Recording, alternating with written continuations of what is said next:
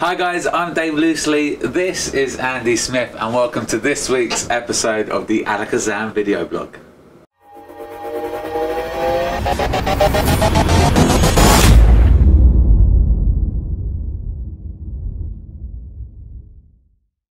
Andy, Dave, how are we? We are good. We are very good. Pete's away. Peter is away. Peter is on his holes. He is. Yeah. The way I see it is he's looking to see where to hold the next Christmas dinner. I hope America. So. Yeah, we are seriously pushing for the Bellagio. Yeah, absolutely. But hey, when the boss is away, we shall play, and we've been, having a look at some awesome tricks. You guys have been loving the specials that we've been doing. Yeah. Here we had the wallet special, the book test special, and we want to do more and more of them. We've got one for you today. It's not on as big a scale, but it's one that we quite like. But if you have any suggestions, any specials you want to see, there's a load of selection of a product or a style of product, and you're not sure what one to pick, email us at sales@Alakazam, and we'll do a special for you. But this week we're going to start with card to impossible location, I guess. Yeah, pretty much. Yeah. These are three of the ones that we have here. So if you don't know the plot already, a card is signed, lost. It can be at any point in a card routine or ambitious card. And then at the end, as a sort of kicker, you bring out something that's either been on the table the whole time, or it's been in your pocket, or so on and so forth, and it's on view at the point that it's inside whatever you bring out. So say I bring this pot out, you will see the card in there, and then as you tip it out, that card which is folded up, which they've seen inside, is now their signed card. Yeah, and the great strength of each one of them is the fact that each one of them can be on view. That's the real crux of it. So let's break these down. So what we've got here is the Mystery Box by John Kennedy. This used to be a wooden version. Yeah, we had Mystery Box, which came out many years ago, then Mystery Box 2, which came out, and then this is the most updated version of Mystery Box, the non-wooden version. If you don't know Mystery Box, this is what it looks like. I'm sure we'll get a close-up on that. And inside, it looks great. I mean, it does look like just a folded card inside the box, but I don't know. I think each of these has their place. Yeah, all right? Yeah, very much so. What this is up against is the Clarity Box by David Regal. Yeah. And the Box. Yeah. This is a Mark Southworth product.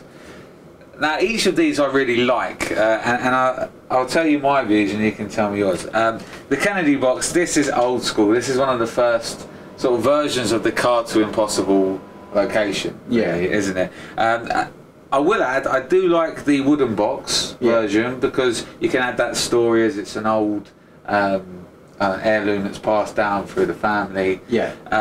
This one I think has its place. It's more of a sweet box or a toy box that your kid might have lying around. The thing is that something like the Mystery Box, the wooden one was great. It was really nice, but at the end of the day, it's a receptacle for where the card's going to end up. So it's not.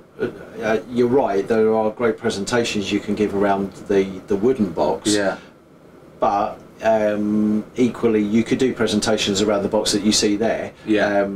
If the end result is that the card's going to end up in it, then that is the look of it isn't really a consideration. I get what you're saying. Do you get what I mean? Yeah. I mean, it is what it is. If this suits your style, then the mechanics of the box are as high quality as the wooden one. I mean, it works brilliantly. So it kind of does come down to your visuals and what you like to work with, really. And the other thing is that the original Kennedy, the wooden one, was more expensive. These ones are cheaper. They are. So you are saving yourself some money with the sacrificing of the look, I guess. But they are just as deceptive. That's the thing. Well, that's the Kennedy Box, the Mystery Box. Other thing I was going to say. Oh. Yeah, sorry. I don't know if it's protocol to go. One of the other things I was going to say about that is that you can actually change the gimmick that's in there for a note as well. So unlike the other mystery box, you can only do it with a card. As I understand it, this can be changed for a note as well. So that's an updated feature. That's quite nice. I mean, the thing is, everyone does Build to Lemon, and I think it actually gets forgotten about it. You can use mystery boxes and that for that style effect, where this is on the table the whole time. You either do a build switch or burn the note, and it appears where it's been on the table the whole time. That's a strong effect. So I'm glad you mentioned that. So you can do that with the candy box. Yeah. I'm going to skip this one because I'd like to talk about this one last, a little bit more detail on that one. And then we have this one here, the box. Yeah. So what this is in effect the Kennedy box, not in workings but in appearance. Yeah. However, it's in a kind of modern. What would you have in that? Paper clips or? Yeah, paper clips, elastic bands, I guess. Yeah, I would say that the workings in that are different. Yeah. In between the effects, but the end result of the card being inside the box is what it is. Yeah. Does that make sense? Yeah, and I guess the main difference between the two is this looks more like a magic prop than that does. Yeah. The craftsmanship is still really good. Yeah, I mean, I'm very impressed by this one actually. How it, the workings of it. Yeah. And the durability of it. It looks like quite a solid product. It's not flimsy or gonna break. And it looks like that. So it looks like a card which you folded up and placed inside a little box. And the great thing about this is the window, right? Yeah. So they will see that on the table through the little window the whole time that it's that it's there, which you don't necessarily get with this. No, you don't. But then that again is a presentational thing. Do you want them to see that it's there at the end, and then obviously you have the surprise that the card in full view from the very beginning is going to be their card, or they genuinely don't know what's in that until the very last moment. So it leaves up to its name of mystery box because there is mystery up until the moment where you reveal what's inside.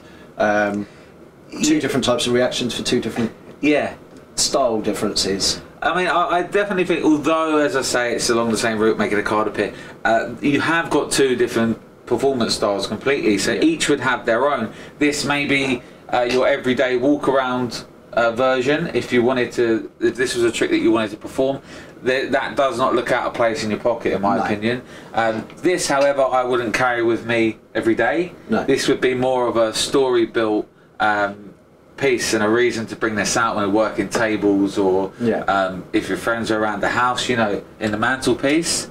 And so I believe both of them are very good in achieving their goal. And the difference between these two and this one is these two play awesome in close-up, and Dave Regal has done something that I've wanted to do, and take this Mercury card fold plot and bring it to the stage. You can play this in cabaret and close-up as well. But it's not. I think it's immediately sort of apparent that you wouldn't necessarily want to carry it around with you if you're doing close-up. No, exactly. But what I love about this is it just causes people to be intrigued. People, I mean, it says emergency use only and has a folded card in it. And which I guess, when you look at these two, all right, the card appearing in the box is there's no doubt that's an impressive thing. But there's kind of no reason why it appears in there. This one, because they don't know it until the end. There's the background story about it being an emergency card with the clarity box is apparent right from the very beginning. And I mean, you could say this is an emergency card, but it doesn't have that built up. The fact that you've got that writing on it. This to me would be more, I've got a card folded inside here and I've kept it there for a reason. I want you to select one, hopefully it will match in suit or in colour or in value, or it may even be the brother card. And then you've got that surprise when you tip it out and you say, let's see if it matched. Oh, it's actually got your signature on it. So that would be my probably presentation for that. This would be the mystery. And then this would be, it works great in a comedy cabaret style when you've gone down every route to find that card and you've messed up. It's almost as if you don't want to pay attention. You don't want to pay attention to that. If you were starting your set, you want to bring it out, put it down on the table, and not pay any attention to it, because it speaks for itself. In emergency, you know, they don't know when in that routine you're going to do it, so automatically it becomes something that they're aware of, but don't necessarily tie up with anything that you're doing in between. And then when you come to it at the end, and you come full circle and you tip it out, I mean, that just looks... Yeah. I mean, and I did there what needed to be done. That wasn't... that was the trick working, and that is how it looks. And I think it looks superb. Yeah. Each of these has its place, in my opinion. Yeah. I would not feel bad in picking up any of these and performing in a professional set. No. That's a good thing about this this review. Each of them have their place. The bad thing is if you're looking for one of these, you got to make a decision. Unless you're like me and you get all three. But I could not give this a higher recommendation for Cabaret and Stage. The other thing I was going to say about it is that you can do other things with the gimmick other than a card. You can do a bill. You can do a bill with this one as well. There is a great thing that you can do if you do mentalism, is that you can have it as a billet. You can have it as a prediction, so which is going to be switched out at the end, so it looks like your prediction is always there on view from the very beginning. So and that gets switched, you know. So you can use that in conjunction with nail writing techniques, certainly. You know, so there's some good options with that. And I know Dave Regal has some great ideas and performances on the DVD as well. Yeah. So this is something that I personally own. I have an old candy box, but I don't really use it as much, if I'm honest. I've only really started using this again since working here. Right. And actually finding how good reaction it gets. And this is new to me, and I'm looking forward to having a play with that. But for me, if I was going to pick one up, just because of my style, it would be this one. Yeah. But I'm sure you would. You know, I've had a mystery box now for not one of these ones, but I've had the mystery box as an effect for quite a few years now, and it never fails to get good reactions. As I think every single one of these would do, they wouldn't fail to get you good reactions. You know, there's something to be said about, you know, the fact that things are isolated that turn out to be something so impossible. Yeah. People have no option but to it's a very react. Very powerful plot. Yeah. Either way you go. So there you go, guys. There's the box, or you've got the mystery box, or you've got the clarity box. Probably haven't made this any clearer, but all three are very, very good. You won't be disappointed in either of these. So they're the boxes. Okay, ladies and gents, the last item we're going to be talking about, and the latest product probably into our shop, is the reprint of The Magic Way by Juan Tamariz. Juan Tamariz. I mean, you basically, if I'm honest, when we both realised it was coming in, we both wanted one. Yeah. The first batch come in and went out, so we couldn't get our hands on one. Yeah. And then we both ordered extra on the second one, and only just got it because then they went out. But we've got them back in. I haven't read mine yet, but I'm dying to. Yeah. I've had it a day. I mean, I've only just started reading it. Yeah. I'll be honest, you know, out of the tons of magic books that I have up on my shelf, I only have a couple of things by Juan Tamariz. Mnemonica, 5 Points in Magic. Mnemonica, I've sort of like looked through and picked bits out of 5 Points in Magic. I did exactly the same. And it occurred to me that actually when this book first came out, that some of the other books that I would read consistently, such as things like Designing Miracles and Strong Magic, would reference the work of Juan Tamariz. So I'm sort of thinking to myself, perhaps I should pay more attention to some of the stuff he has said. It's a kind of obviously I know he's a fantastic magician. I've always known that, and the whole time I've been in magic. Yeah. But I think, you know, until you actually pick up a book that people are raving about and you start reading it yourself, and you start thinking to yourself, my God, I've missed out on this for all of this time. Yeah. You know, you start thinking in different directions. I mean, I've read previous Juan Tamariz books, and just from the way that he writes, you could tell that he's been there, he's done it. What he's saying is right and true, and he's a very creative writer as well. With this, I am genuinely excited. I mean, you don't get a reprint of a book if it's no good. Yeah. Do you know what I mean? No, exactly. And it's extended as well, so there are additional ideas in here that have changed since the original publication. So basically, to round this up, from what I know, and you could probably from what you've read so far, it's a theory-based book. However, there are tricks in there. There are tricks in there, and the good thing is that the tricks that are in there reinforce the theoretical parts that you've already just been through.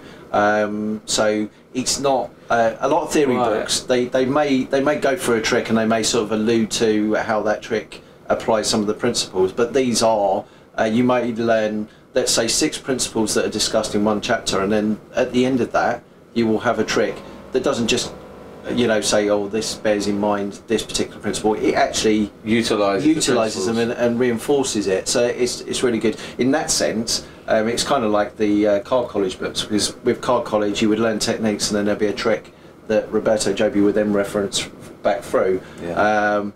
The thing is, I mean, it's funny because I'm very excited about this and I haven't read it, but I'm excited about it because I know what Juan Tamariz how do you say his name? Is it Juan? Juan. Sorry, Juan. I know what he's capable of, and I've read his previous, so you get excited about the name. Yeah. I mean, I'm looking forward to reading this. I'm sure you've only got a little bit of way through, and you're wanting to read on. Yeah. Just by what some other people have been saying about it as well. There was a magician on Facebook recently that said he was on page 4 and it was already his favourite magic book, or one of his favourite magic books. I won't say who it was, but it's actually someone that... It was Juan Tamariz. Yes, it was Peter. Yes, it was just a cunning ploy. Pages 1 to 4 are blank. So it's all in your mind. Yeah. But no, truthfully, there was someone that had put up, who was a well-known magician, that had put up that it was, within those amount of pages, it had fast become one of his favourite magic books. Says something, doesn't it? It does say something, and the things are clear in there.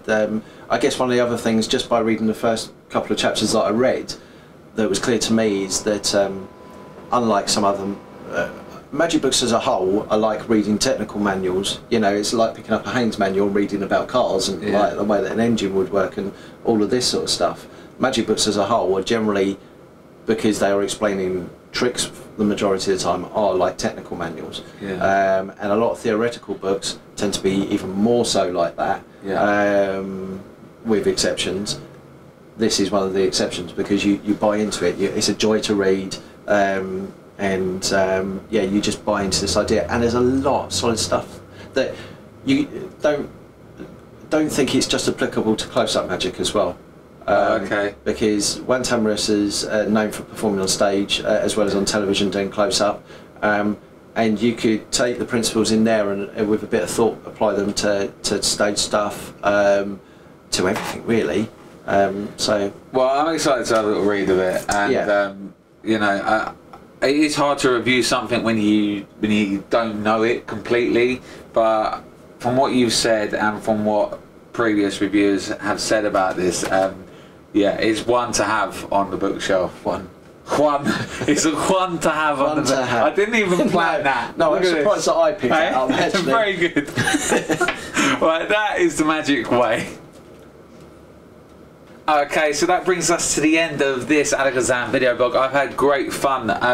If you have any questions at all on any of the products that we've done or spoken about, you still have questions in your mind, please feel free to call us here in the shop. We're always here to help. Follow us on Facebook, YouTube, Twitter, and we'll see you next week on the Alakazam video blog.